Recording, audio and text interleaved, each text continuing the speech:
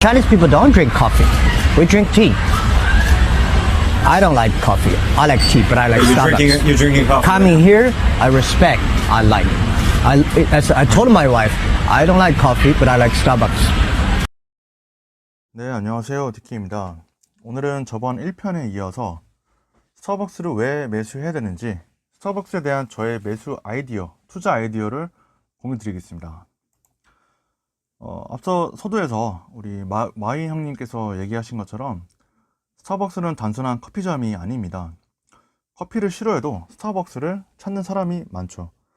스타벅스는 일터와 집 사이의 공간이 스타벅스가 되도록 하는 이념을 가지고 있는데, 실제로 그 이념이 실현되고 있다고 저는 생각합니다. 스타벅스를 찾는 사람은 스타벅스가 그냥 일상의 일부가 되었습니다. 가서 책을 읽든 사람을 구경하든 그냥 쉬든 공부를 하든 등등. 저 같은 경우에는 퇴근하고 기업 분석을 하거나 아니면 주말에 유튜브 영상을 만들 때 스타벅스에 많이 갑니다. 다른 곳은 잘 생각이 안 나고요. 그냥 스타벅스가 제 일상의 일부가 된 거죠. 그래서 저는 스타벅스를 단순 커피 전문점이라고 생각하기보다는 어떤 문화와 경험 그리고 감성을 판매하는 우리의 일상의 일부 공간이 되었다고 생각합니다.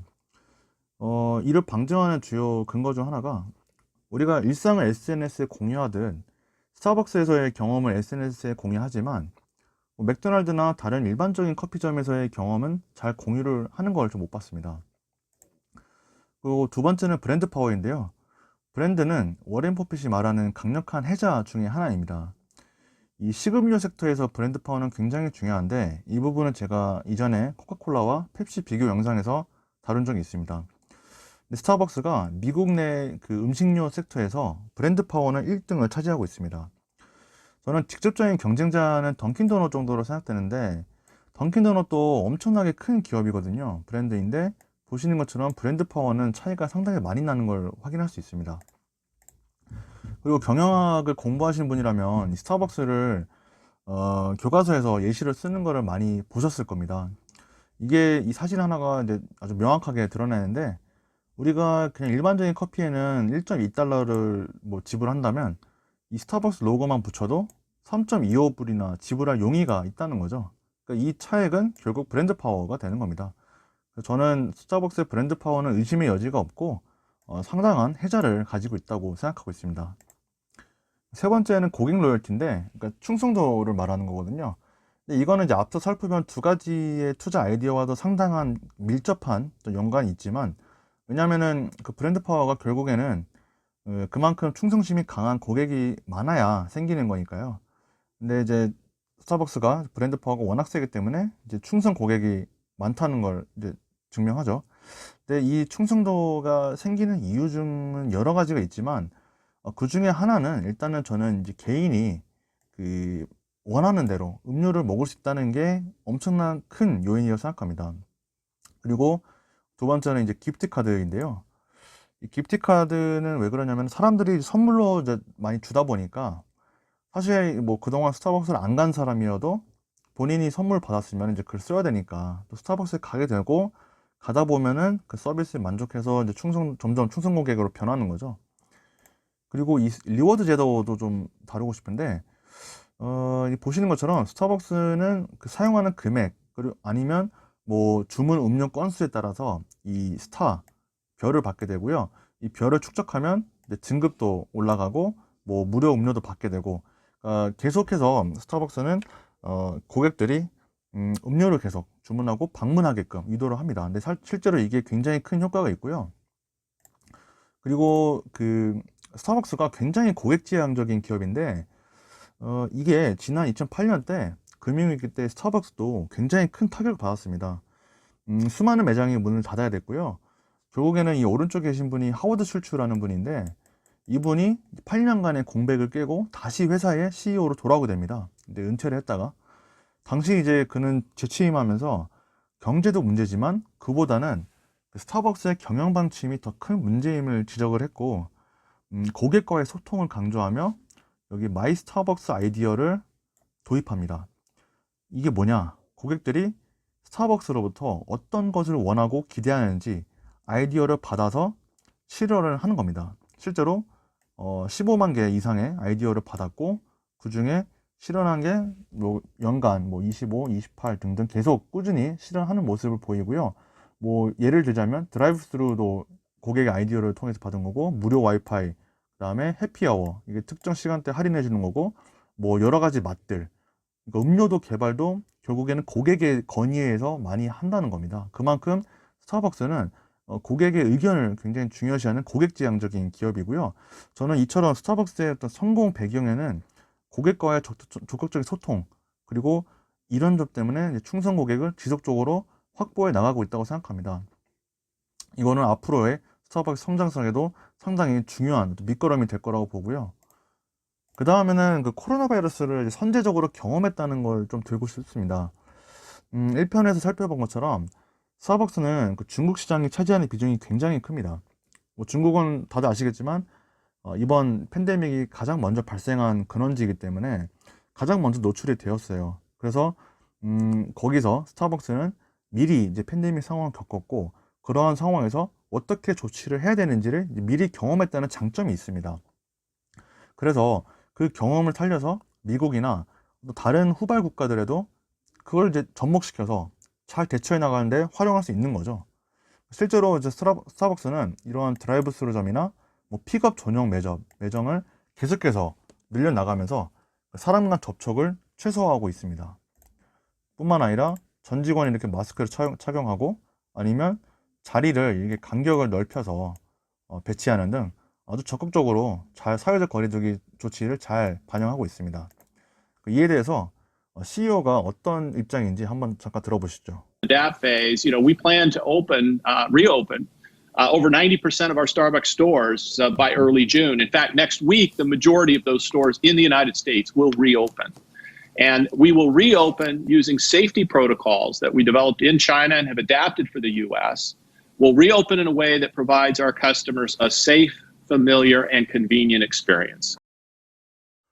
네, 그래서 우리나라와 중국은 이미 대다수의 점포가 이미 운영 중에 있고요. 영국과 미국도 조금씩 운영을 다시 시작하고 있습니다. 이는 이전에 살펴봤던 영화관 등에 비해서는 훨씬 빠른 운영 재개이고요.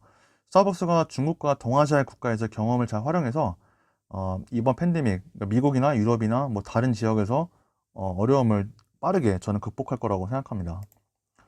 그 다음에는 그 신기술 접목을 좀 들고 싶은데, 대다수의 사람은 그 스타벅스의 특유의 매장을 찾지만 그렇지 않고 스타벅스 고유의 커피를 찾는 사람들을 위해서, 그리고 최근 코로나 때문에 외출을 자제하는 분위기에 맞춰 배달 서비스도 확대해 나가고 있습니다. 미국에서는 우버이츠와 협력해서 배달을 시작했고요.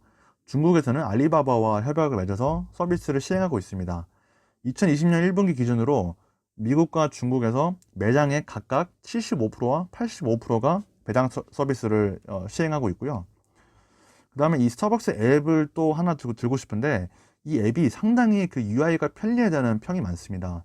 그리고 모든 메뉴에 나와 있어서 되게 좋고요. 왜냐면은 매장에서는 모든 메뉴를 표시하지 않기 때문에 이 앱을 사용하는 사람 되게 많습니다. 그리고 아까도 잠깐 언급했지만 본인의 취향대로 음료를 만들 수 있다는 것은 굉장히 큰 메리트입니다. 이게 왜 중요하냐면 점점 사람들은 그 본인의 입맛, 본인의 취향대로 소비하는 성향이 강해지고 있기 때문인데, 스타벅스는 이미 10년 전부터 이러한 트렌드를 미리 자기들의 어떤 비즈니스 모델에 반영해서 접목해서 운영하고 있다는 점을 굉장히 좀 높게 사고 있고요. 그리고 이렇게 앱을 통해서 고객들의 취향이나 뭐 이런 데이터를 계속 축적해 나가서 그 데이터를 활용해서 앞으로 그 고객 맞춤형 서비스를 제공할 수 있는데 활용할 수 있는 장점이 또 있죠. 그리고 오른쪽에 보시면 이러한 것들이 잘 반영이 되어서 실제로 미국에서 음식료 섹터 중에서는 가장 인기가 많은 앱이라고 합니다. 그리고 뿐만 아니라 여기서 그치지 않고 중국의 여러 스타트업, 테크 기업들이랑 협력해서 그 신기술 개발에 많이 노력을 하고 있고, 이건 작년 기사인데요. 그 마이크로소프트와 블록체인 기반 서플라이 체인 기술 협약도 체결했습니다. 이게 뭐냐면 고객들이 본인이 마시는 커피의 원두를 블록체인 기술을 바탕으로 추적할 수 있게 해주는 겁니다. 예를 들어 내가 지금 마시고 있는 원두가 어디서 났고 어떻게 관리되었고 어떠한 경로를 통해서 여기로 이동했고 어떻게 보관된 뒤 나에게 왔는지를 확인할 수 있는 겁니다. 즉 재배부터 유통까지 전 과정을 소비자가 조회할 수 있게 해주는 거죠. 이걸 하는 이유가 뭐냐? 고객들에게 신뢰를 주면서 이 스타벅스라는 프리미엄 브랜드라는 이미지를 더욱 굳히기 위해서입니다. 그 다음에는 당연히 성장성을 이제 빼놓을 수가 없는데, 저는 여전히 스타벅스의 성장성이 꽤 크다고 생각합니다. 일단 좌측 그래프를 보시면 2003년부터 정말 꾸준하게 매장이 늘어나고 있는 걸 확인할 수 있습니다. 1편에서 제가 스타벅스 매장이 증가하는 게 매우 중요하다고 말씀드렸는데, 결국 스타벅스는 매장을 통해서 커피를 판매하고 고객을 확보하고 브랜드 파워를 구축하는, 강화하는 구조이기 때문에 매장이 늘어나는 게 굉장히 중요하고요. 그래서 전 세계적으로 더 많은 시장에 진출하고 그 시장에서 매장을 늘려나가는 게 굉장히 중요합니다. 일단 가장 큰 시장이 미국을 보면은 미국의 경우에는 이 서부에 좀 많이 집중되어 있는 모습을 볼 수 있습니다. 사실 이거에 대한 정확한 이유는 제가 모르겠지만 제가 추측하기로는 아무래도 스타벅스가 탄생한 그 시애틀이 서부 쪽에 있다 보니까 그 지역을 중심으로 일단 서부에 좀 확산한 게 아닌가 싶고요. 반면에 중부와 그 동부는 좀 매장이 적더라고요. 오히려 동부 같은 경우에는 아까 경쟁사로 제가 언급했던 던킨 도너츠의 매장이 굉장히 많은 걸로 확인이 되는데, 어쨌든 그 중부와 동부에 매장이 없다는 거는 그만큼 스타벅스가 더욱 매장 수를 늘릴 수 있는 그런 여력이 있다고 저는 판단하고 있습니다. 그리고 실제로 연브랜즈나 뭐 맥도날드 같은 그 음식료 섹터의 경쟁사보다는 확실히 미국뿐 아니라 세계 시장에서도 빠른 성장률을 보이고 있고요. 그리고 일단 스타벅스가 그 스페셜티 커피라고 이제 프리미엄 브랜드라고 보시면 되는데 여기에 분류가 되거든요.